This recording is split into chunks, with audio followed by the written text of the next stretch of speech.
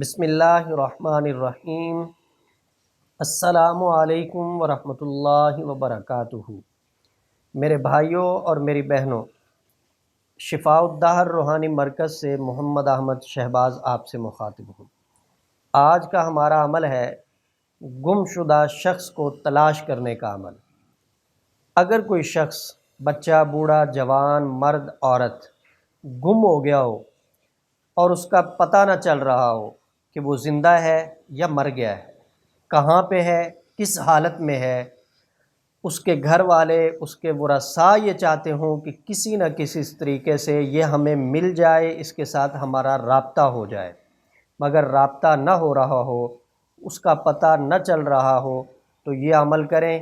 اس عمل کے کرنے سے اس کا ضرور آپ کے ساتھ رابطہ ہوگا، شرط یہ ہے کہ وہ زندہ ہو۔ اگر زندہ ہوا تو وہ آپ سے رابطہ کرے گا یا کوئی پیغام آپ تک پہنچا دے گا، بہرحال کسی بھی صورت میں آپ کو معلوم ہو جائے گا کہ وہ بندہ فلاں جگہ پہ ہے۔ قرآن پاک سورہ یوسف کی آیت ہے، انی لا اجد ریح یوسف لولا ان تفندون۔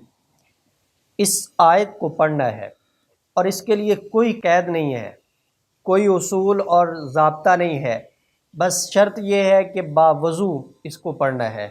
چلتے پھرتے ٹہلتے ہوئے بھی اس کو پڑھا جا سکتا ہے۔ جب آپ اس کی تعداد 100 مرتبہ کر لیں تو 100 مرتبہ کے بعد آپ نے یہ کہنا ہے کہ الہ العالمین ہمارے اس بندے کو نام لینا ہے جو گم ہوا ہے، اس کو ہم تک پہنچا دے یا اس کی ہم سے بات کروا دے۔ پھر آپ نے چلتے پھرتے پڑھنا شروع کر دینا ہے۔ جب 100 تک پہنچیں تو پھر اسی ترتیب کے ساتھ اس طرح کرنا ہے۔ باوضو اس آیت کو پڑھنا ہے۔ چند ہی دنوں میں، چند ہی ایام میں، بہت تھوڑے دنوں میں اس کا آپ کے ساتھ رابطہ ہو جائے گا، نہیں تو وہ آپ کے پاس آ کر خود آپ سے مل لے گا۔ یہ شفاء الدہر روحانی مرکز پہ ہم جو عمل بتاتے ہیں وہ الحمدللہ مستند ہوتے ہیں، عملیات بھی مستند ہوتے ہیں، اور جو نقوش دیے جاتے ہیں وہ بھی مستند ہوتے ہیں۔ آپ عملیات کے بارے میں کسی قسم کی رہنمائی چاہتے ہیں تو ہمارے واٹس ایپ نمبر پہ رابطہ کر کے ہماری ٹیم سے رہنمائی حاصل کر سکتے ہیں۔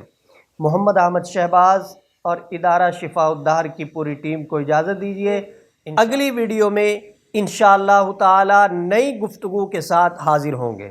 السلام علیکم ورحمۃ اللہ وبرکاتہ۔